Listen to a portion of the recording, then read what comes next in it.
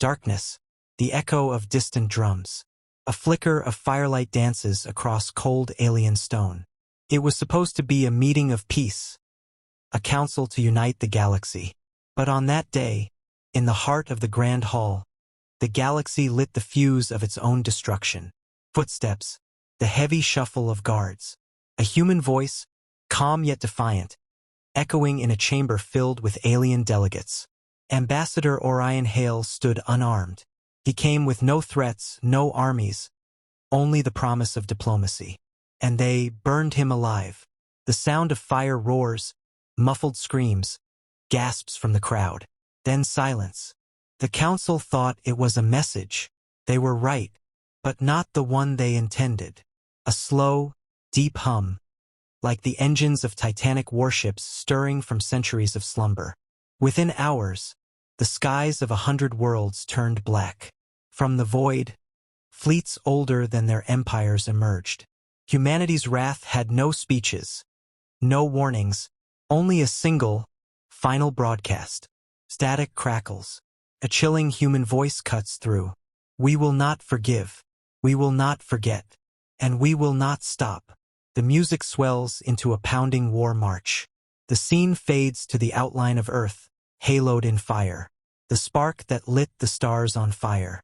The great chamber of the Galactic Council was a cathedral of politics. Towering crystalline spires, vaulted ceilings that shimmered with artificial starlight, and a floor that seemed to ripple like liquid glass beneath the feet of 100 alien delegations.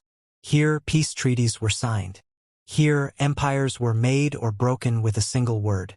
And here, today, the galaxy would make its greatest mistake. Ambassador Jonathan Hale, Earth's representative to the Council, stood at the center platform.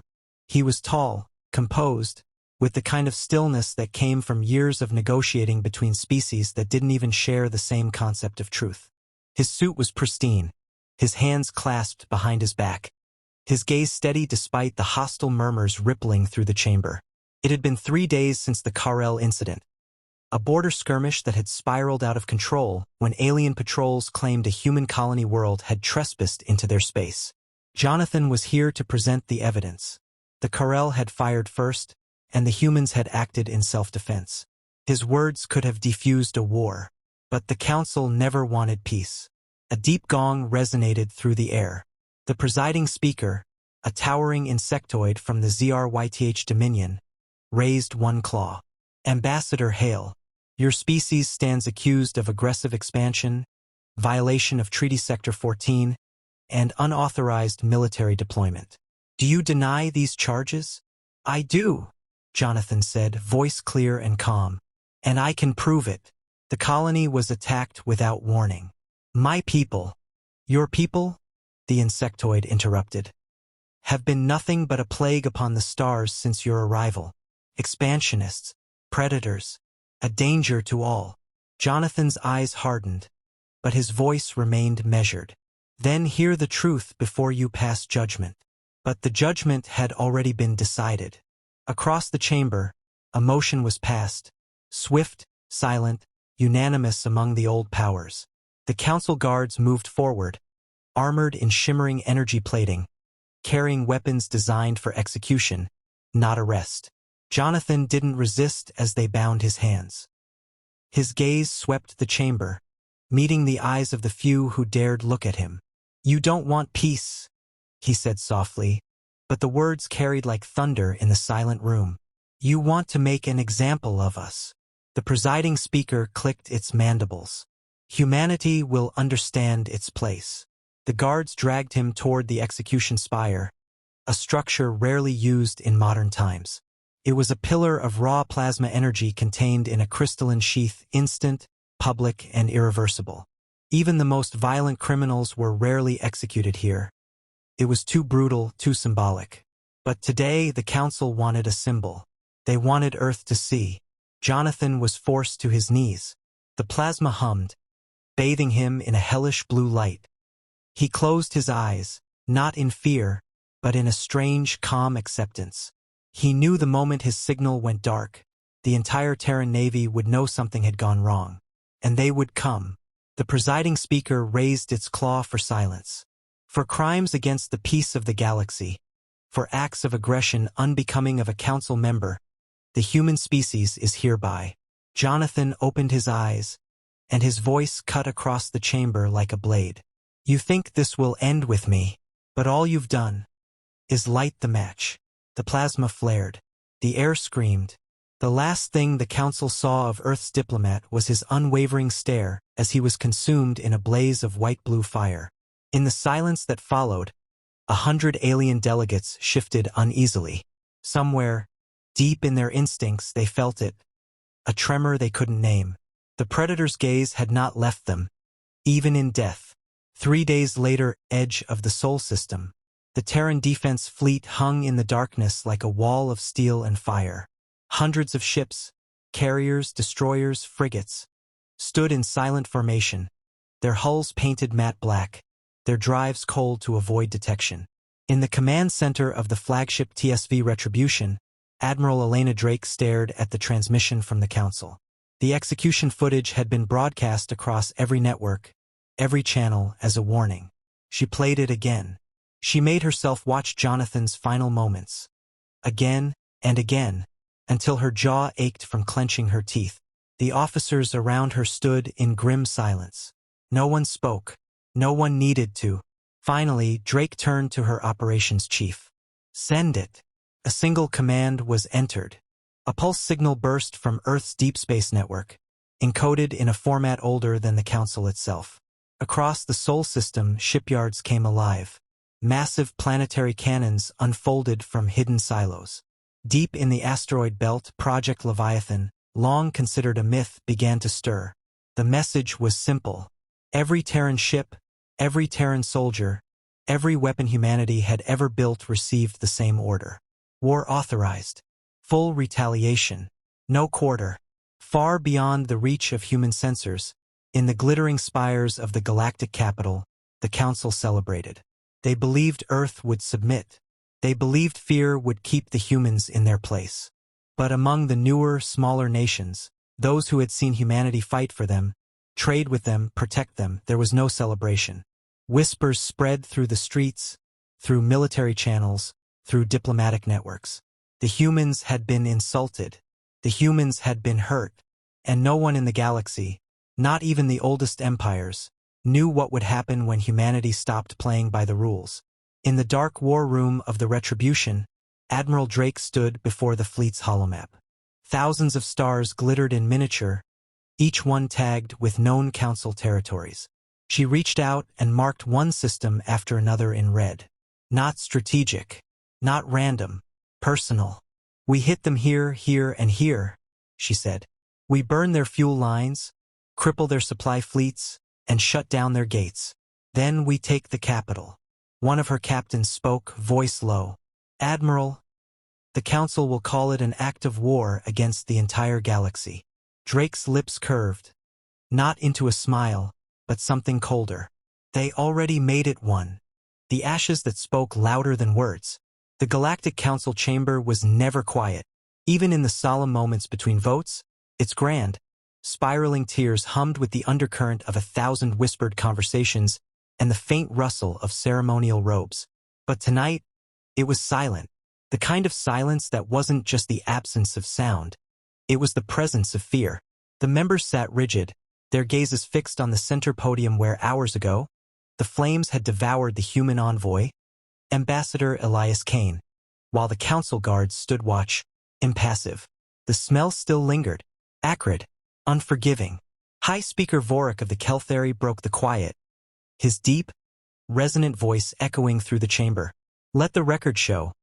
Humanity's defiance of the Interstellar Accord has been met with final justice. Justice? A voice rang out, sharp as a blade. All eyes turned. It was Counselor Mariah of the Drenari, a race known for their stoicism and neutrality. She rose to her feet, her narrow eyes glinting. You have not delivered justice, Vorik.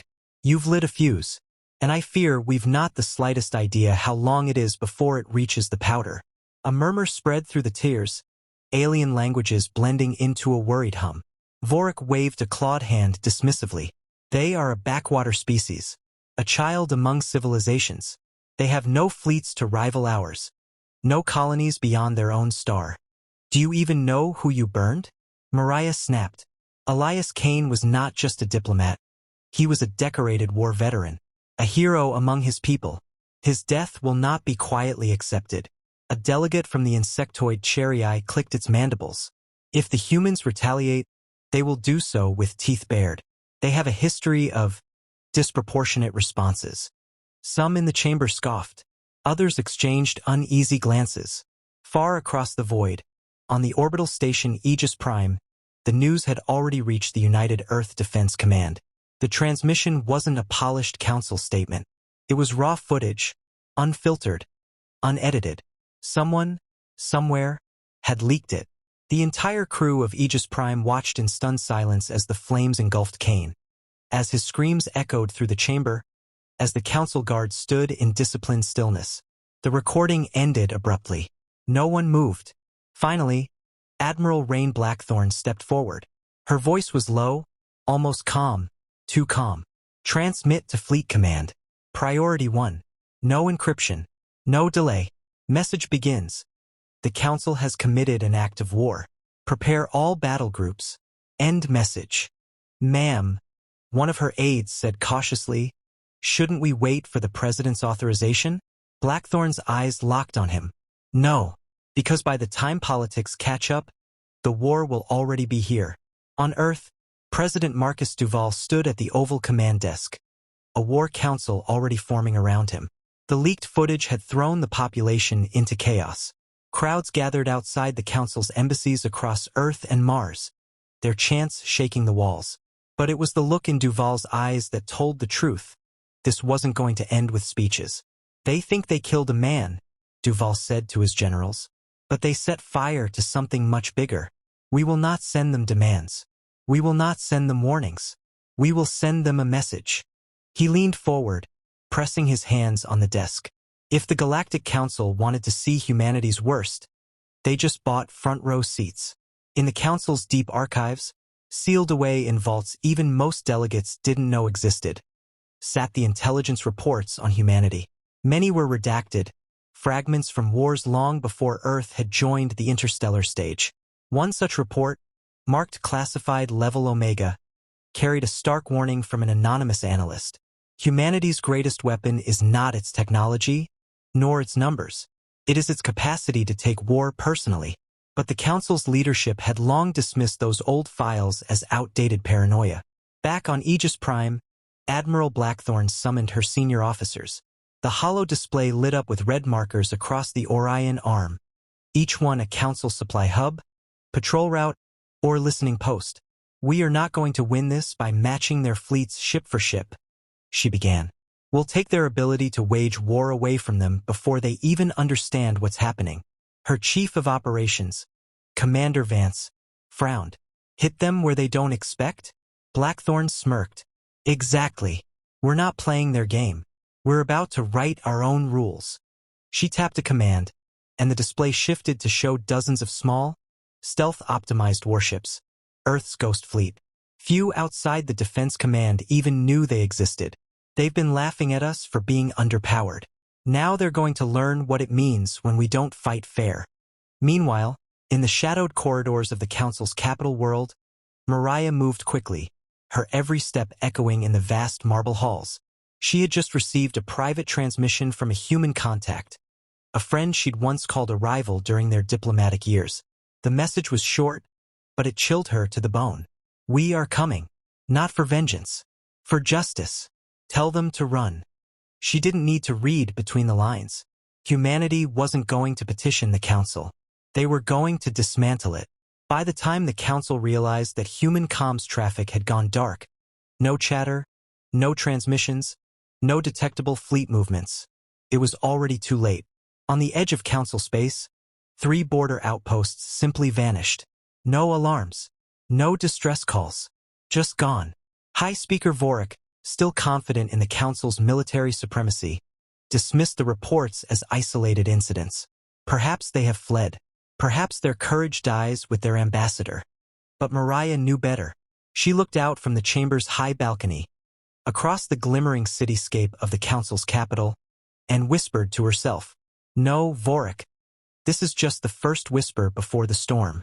That night, deep in the black between the stars, the Ghost Fleet waited in silence. Engines cold, weapons armed, crews standing by. Admiral Blackthorn's voice came over the calm, steady and cold. This is for Elias Kane. This is for every human they've ever thought was beneath them. Burn them down. The order went out. The first human war in centuries had begun. The war machine wakes. The corridors of the UHS Indomitable thrummed with life. Hundreds of boots pounded steel. Officers barked orders over the hiss of hydraulics and the hum of reactor cores winding up. Outside, the black of space glittered. But here, inside the flagship of the Terran Vanguard, the mood was as dark as the void itself. Captain Elias Rourke stood in the command pit, visor down, the holographic tactical map hovering in front of him.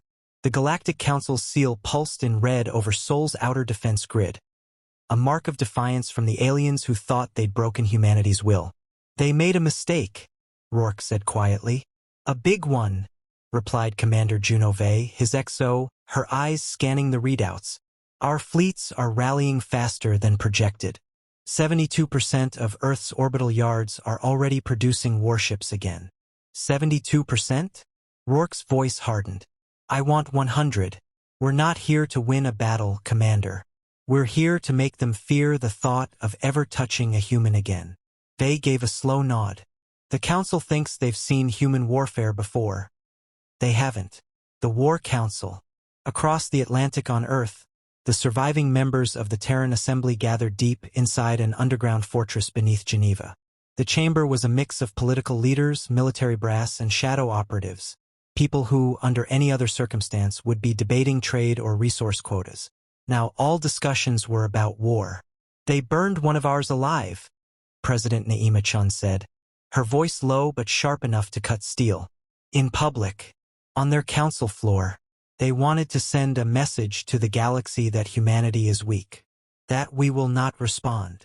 Her gaze swept the room. They are about to learn that humanity always responds.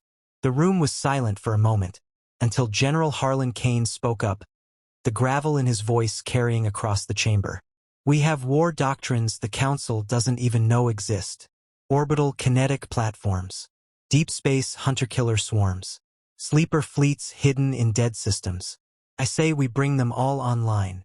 Ambassador Kira Voss, her face pale but her eyes burning, leaned forward. We'll be monsters in their eyes. Kane's jaw tightened. Good. The enemy reacts. Meanwhile, in the central world of the Galactic Council, panic had begun to ripple behind closed doors. Chancellor Velther paced his private chamber, claws clicking against the obsidian floor. They are mobilizing faster than projected, his aide warned, tentacles curling with anxiety. 3 human fleets have already disappeared from known tracking routes. Intelligence fears they may be preparing deep space flanking maneuvers. Velther hissed. Impossible. The humans don't have the range. The aide interrupted. Sir, they do. It seems that colonial mining barges we mocked for decades were actually warships in disguise. Velther froze. The awakening of Mars. On Mars, the sky burned with thruster trails. Massive war machines, dormant for decades under the guise of terraforming engines, were now rising from the red dust like sleeping titans. Cylinders hundreds of meters long unfolded into segmented dreadnought hulls. Weapons arrays glinting under the sun. Colonel Isla Grant stood atop the command platform as the Martian Dread Fleet powered up. For years, we let the galaxy laugh at us, she told her crew. Now they'll hear the sound of our engines in their nightmares. As if on cue, the ground shook. The Ares Ascendant, Mars flagship, roared into the thin atmosphere, leaving a shockwave that shattered every window for kilometers.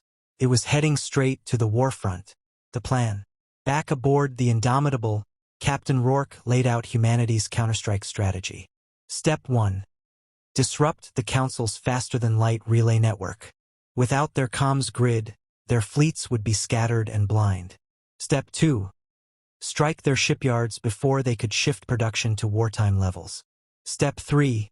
Hunt down every single Council battleship that had participated in the Diplomat's execution, and destroy it publicly.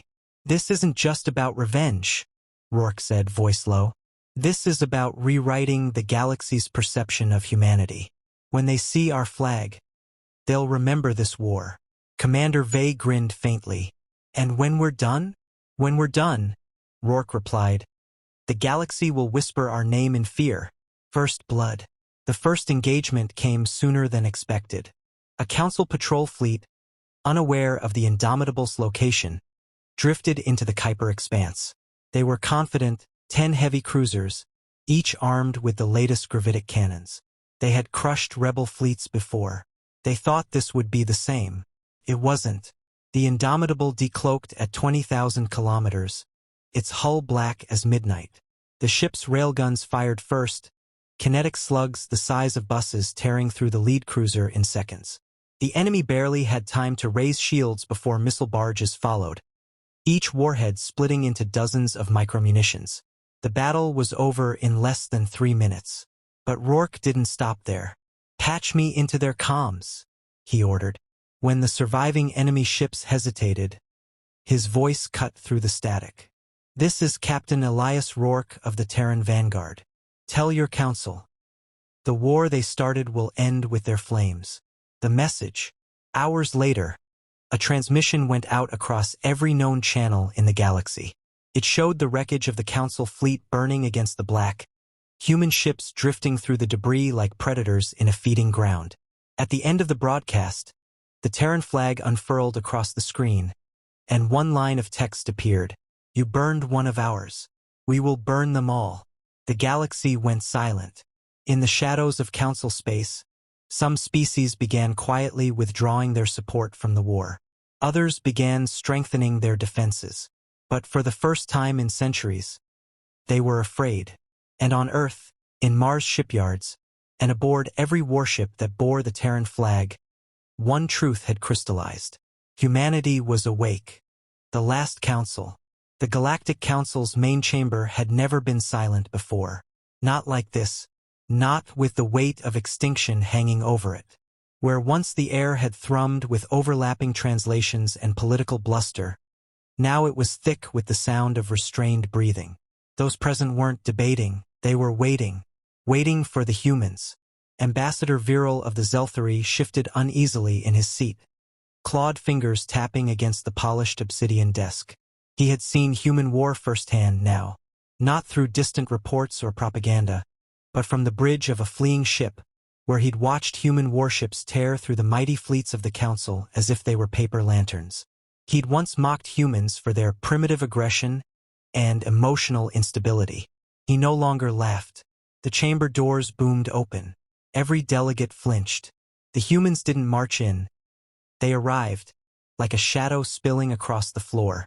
4 of them, dressed in matte black combat armor that seemed to drink the light, the faint white emblem of the Terran fleet glowing like a threat. Their helmets were featureless, reflective, hiding any hint of humanity. But everyone knew the one walking in front. Admiral Elias Kane.